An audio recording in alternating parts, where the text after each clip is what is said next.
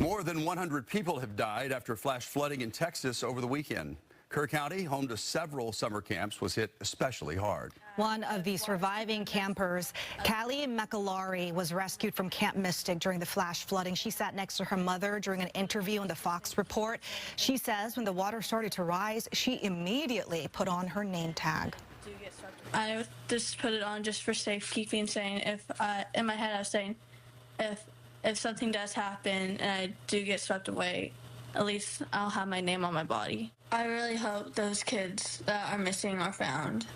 I knew a lot of those kids, and a lot of those kids the night before hugged me before we all went to bed. And it's hard to think about that. One minute they were hugging me, and the next minute they could be gone. Fox 13 meteorologist Ilona McCauley here to walk us through the days and hours before that storm tore through the area. Well, in order to get a better idea of the weather forecast and the science behind what happened and what caused the devastating flooding in parts of the Texas Hill Country, we have to go back a few days prior to that, when we were watching the remnants of Tropical Storm Barry move on shore close to the Rio Grande Valley, and then it made a turn up to the north and parked itself in areas of the Texas Hill Country and just rained itself out. We had no steering winds to really move that remnants of the storm, and we continue to see a lot of Gulf moisture, which is very warm, humid air, juice up the atmosphere and provide a lot more fuel for that rain to fall. This is a look back at the Doppler radar image from 1:30 in the morning on Friday, and you can see that rain bomb that really formed just upstream from Kerrville, Hunt, and even Comfort, Texas, which is some of those hardest hit areas. Now, this is just one of two rain bombs that we saw happen during that holiday weekend. The other one was close to Burnett County. These are just a few of the rainfall estimates that we were getting from the Lower Colorado River Authority upstream there. And you can see there were anywhere from 6 to 9, even 10 inches in some of those spots in an area where two different rivers come together. A fork forms, and then it forms downstream into that Guadalupe River right through the heart of Kerrville and Comfort. Now, the reason that we cannot get that water to absorb is because of the topography.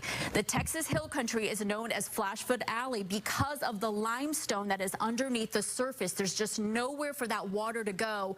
Once it has a chance to absorb, it runs off very quickly, which is exactly what we saw happen over this past holiday weekend with those devastating consequences there in parts of the Hill Country.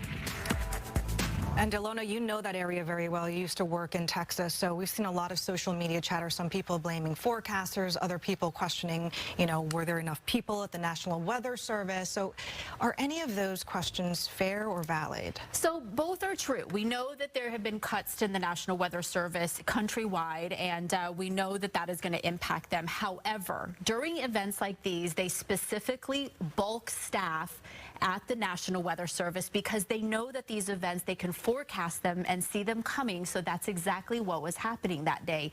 They were getting warnings from the computer models and indications that forecasters could see this happening as early as Wednesday.